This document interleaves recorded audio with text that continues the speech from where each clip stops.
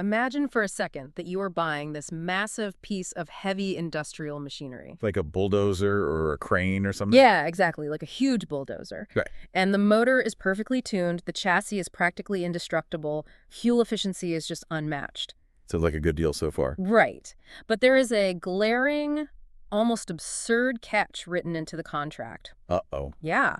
This machine is only legally and mechanically permitted to operate on concrete poured by one specific corporation. Wow.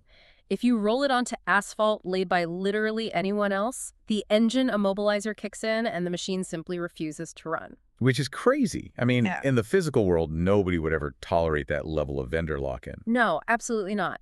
But in the world of computing, this is the exact paradigm we have accepted for decades. Yeah, it really is. You buy a piece of software, and it is strictly compiled and locked to one specific operating system architecture. And usually that's Windows.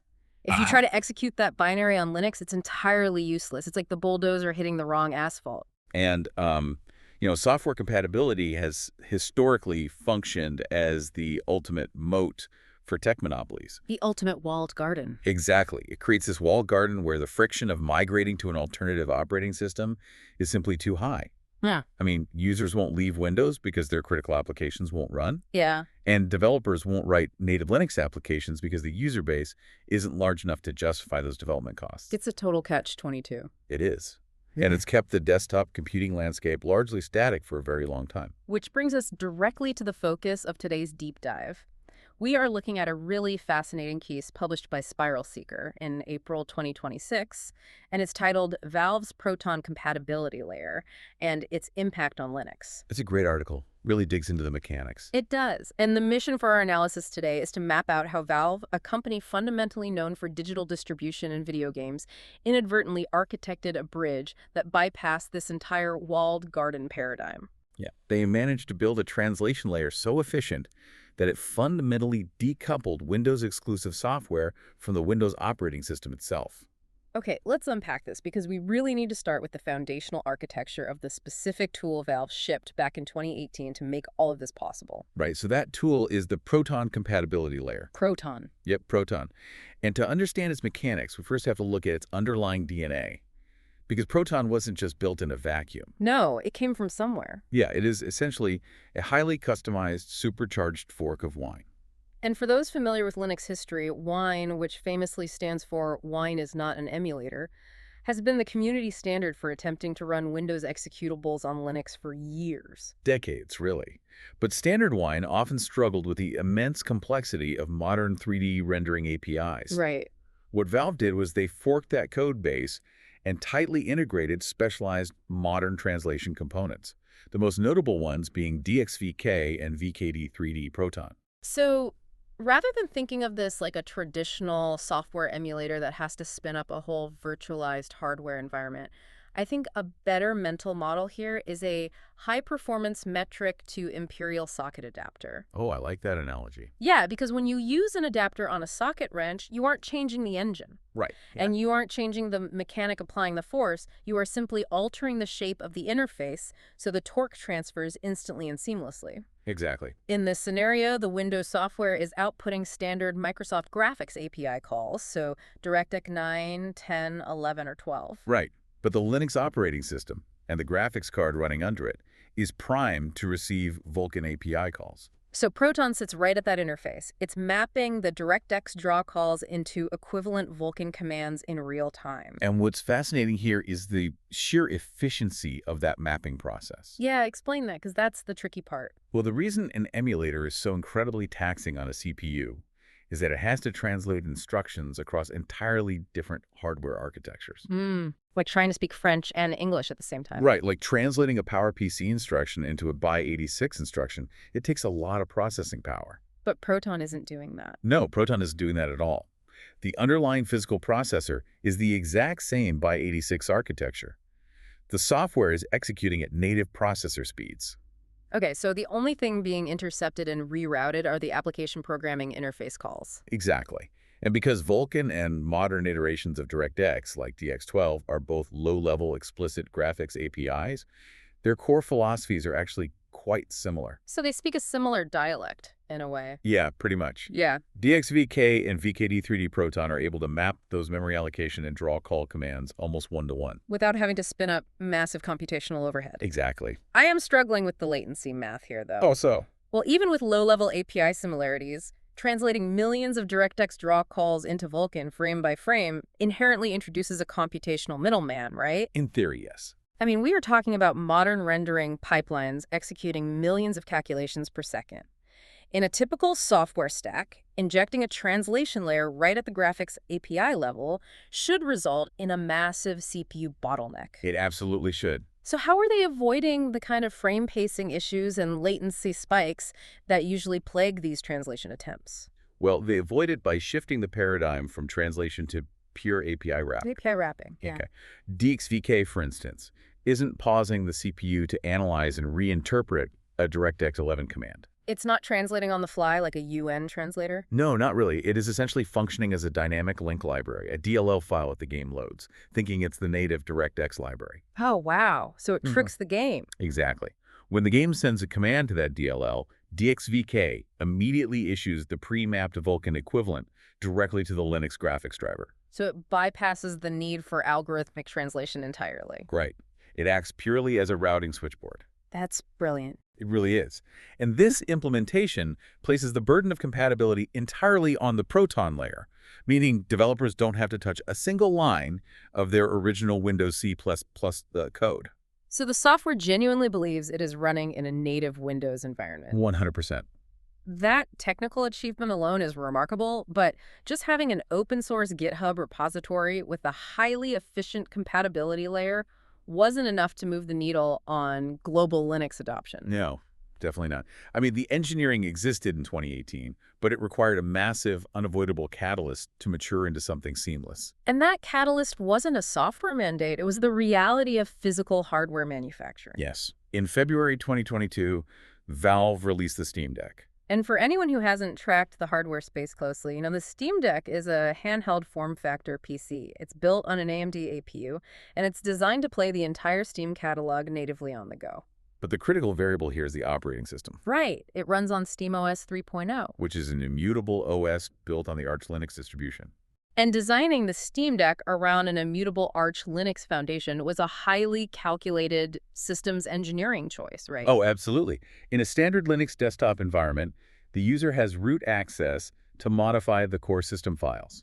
Which is great for developers. Great for developers, but catastrophic for a mass-market consumer electronics device. Yeah, you don't want someone accidentally deleting their graphics drivers on a handheld console. Exactly.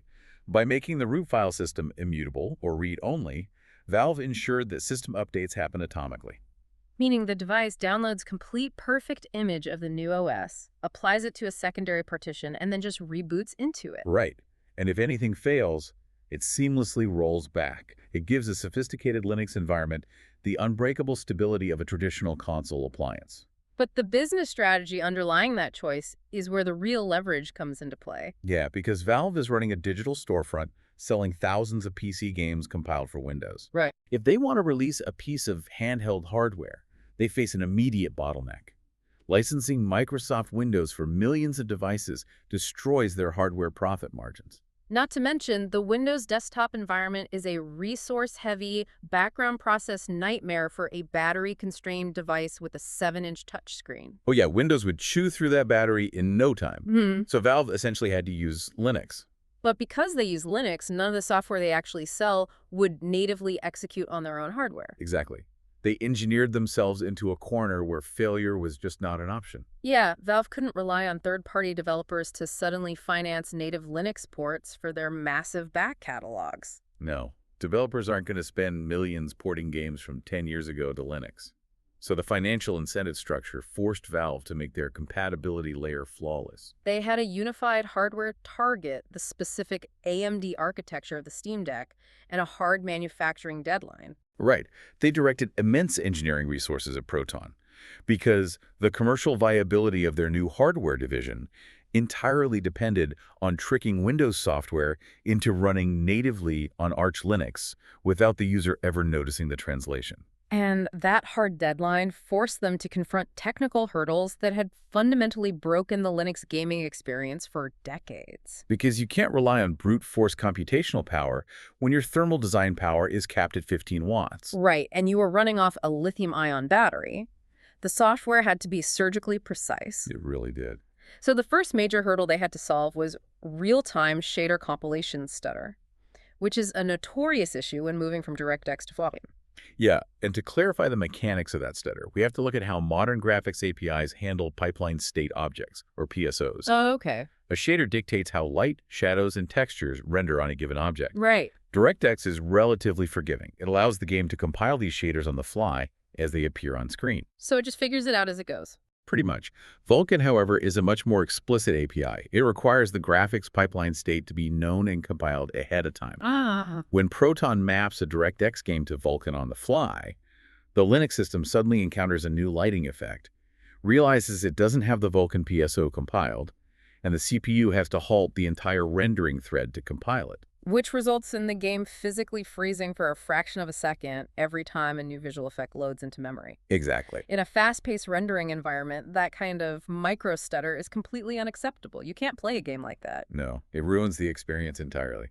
So Valve's solution to this was a brilliant application of their existing network infrastructure, which they called shader pre-caching. Yeah, because Valve already operates the massive content delivery network for Steam. They crowdsource the compilation. How does that work? Well, when a Steam Deck user encounters a new shader, their system compiles it, and that compiled Vulkan shader is silently uploaded to Valve's servers. So the servers then aggregate and distribute those pre-compiled shaders to every other user downloading that specific game. Exactly. Before you even launch the application on your Linux system, Steam has already injected the complete cache of Vulkan pipeline state objects directly into your local storage. That is so smart. So the graphics API translation never hits a compilation bottleneck because the system already possesses the exact instructions required to render the frame. Right. The stutter's just gone. Here's where it gets really interesting because smoothing out the rendering pipeline is only half the battle. Oh yeah, rendering was just the start. Right. The next massive blocker they had to dismantle involves the underlying security models of multiplayer environments. Anti-cheat. Exactly. For years, one of the primary reasons users dual-booted Windows alongside Linux was anti-cheat software. Modern multiplayer anti-cheat engines operate at the kernel level. They require ring-zero access to the operating system's core architecture. Right, to monitor memory allocation and intercept unauthorized code injection.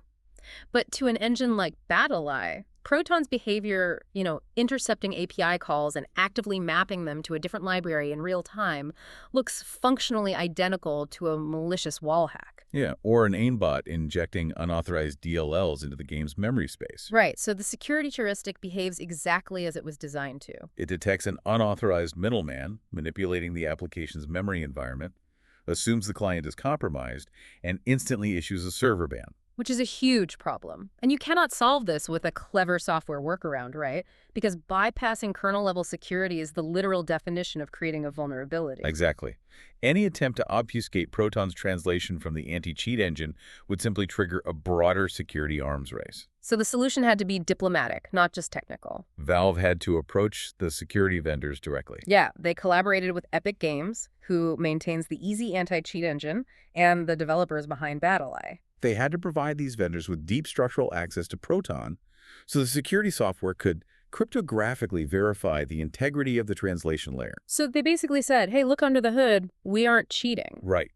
They fundamentally integrated Proton compatibility directly into the source code of the anti-cheat engines, allowing the software to whitelist the API wrapping without compromising the broader security perimeter. And by establishing that trusted execution environment in user space, they instantly unlocked thousands of major multiplayer titles for the Linux ecosystem. But the compatibility puzzle still had one highly specific, historically maddening missing piece. Proprietary media decoding. Yes.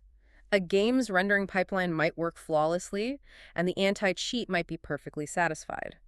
But the moment the application triggered a pre-rendered cinematic cutscene, the screen would often render a test pattern or go entirely black. Which is so frustrating. And this issue stems directly from the legal and architectural entanglements of Microsoft's Media Foundation.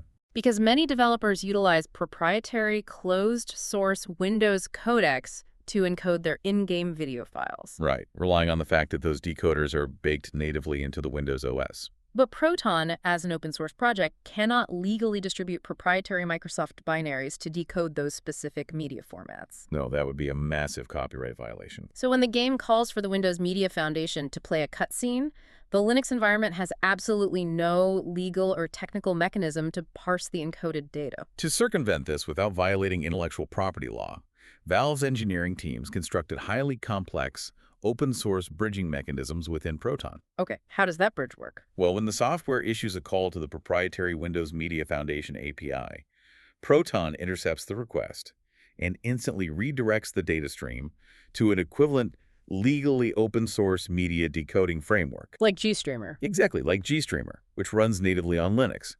It translates the proprietary decoding request into an open standard decoding request on the fly. Wow. Ensuring that the entire application, from real-time 3D rendering to compressed video playback, executes seamlessly. Without breaking any laws. So, if we look at the timeline, Valve eliminates the shader stutter via pre-caching. Right. They negotiate kernel-level trust with anti-cheat vendors. Yep. And they architect legal workarounds for proprietary video codecs. They did a lot. They solved these incredibly dense, low-level systems architecture problems purely to ship a portable gaming device. But because of the underlying philosophy of how they engineered these solutions, the impact didn't stay confined to the hardware they were selling. No, it definitely didn't. If we connect this to the bigger picture, the true architectural brilliance here is the open-source dividend. The open-source dividend, expand on that. Well, Valve did not isolate Proton as a proprietary asset locked to the Steam Deck hardware. Proton is strictly open source, and it is integrated directly into the standard Linux distribution of the Steam client.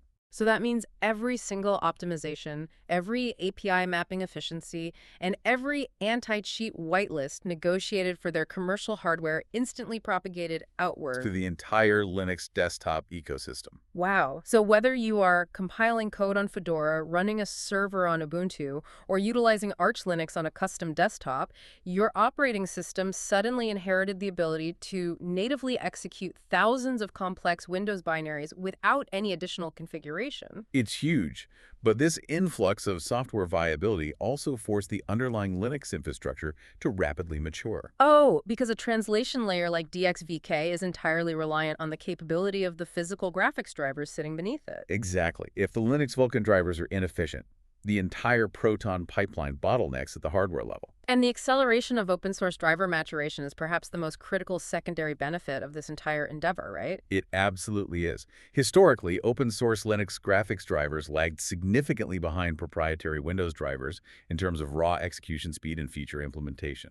Yeah, gaming on Linux before this was rough. It was. However, because the Steam Deck utilizes an AMD APU, Valve was heavily incentivized to optimize the open-source Mesa driver stack. Specifically, the RADV drivers used for AMD graphics on Linux. Yes, they poured engineering talent and funding directly into the Mesa repository. They had to ensure that when Proton handed off a translated Vulcan command, the open-source AMD driver could execute it on the silicon with zero latency. And because the Mesa driver stack is the universal open source foundation utilized by nearly all modern Linux distributions, those fundamental optimizations elevated the performance baseline of the entire operating system architecture. It wasn't just gaming that saw a performance leap. Right. Every single graphical application, rendering engine, and compute workload running on Linux hardware benefited from a drastically more stable and highly optimized driver stack. So the overarching stability of Linux as a desktop environment was functionally upgraded by a vendor trying to optimize a handheld game console. It is the ultimate systems engineering rising tide. Which brings us to the structural shift in the software market itself. By conclusively demonstrating that a lightweight Linux environment can seamlessly ingest, translate, and execute Windows-exclusive software at native speeds, the historical reliance on native software compilation has been entirely bypassed. The fundamental argument that users cannot adopt Linux because their required software is locked to Windows is no longer architecturally sound. The friction of migrating away from proprietary operating systems has been structurally dismantled. It really has. Proton proved that the underlying operating system no longer needs to dictate the software you are permitted to run. The translation layer abstracts the OS away, making the host environment practically invisible to the application layer. So what does this all mean? We started this deep dive looking at a walled garden, that absurd industrial machine locked to a specific type of concrete. Right. Valve, driven purely by the financial necessity of escaping Microsoft's ecosystem to launch their Arch Linux-based Steam Deck, built an adapter so efficient it essentially paved over the entire industry. They forced graphics drivers to mature, they solved kernel-level security trusts, and they bypassed the computational overhead of real-time translation through crowdsourced caching. And even if you have absolutely no interest in video games or handheld hardware, the architectural precedent set here matters deeply to you. Because it is definitive proof that software ecosystems do not have to exist as walled gardens. Exactly. The barriers keeping applications locked to a specific operating system are artificial, and with the right translation protocols, those walls are actively collapsing. It is a profound shift in software infrastructure. And, this raises an important question for you to consider as we wrap up our analysis today. Let's hear it. If compatibility layers like Proton continue to optimize, and the concept of an OS-agnostic translation API becomes so advanced that there's absolutely zero computational penalty for running any compiled binary on any host system, what happens to the inherent power of traditional tech monopolies? That is the million-dollar question. If the underlying operating system is reduced to nothing more than a silent, invisible bootloader, what happens to the multi-trillion-dollar leverage of corporations whose entire market valuation relies on locking users inside their native environments? It really is the ultimate structural bypass. It turns out you can run that perfect machine on any road you choose as long as you have the right adapter. Thanks for taking this deep dive with us. See you next time.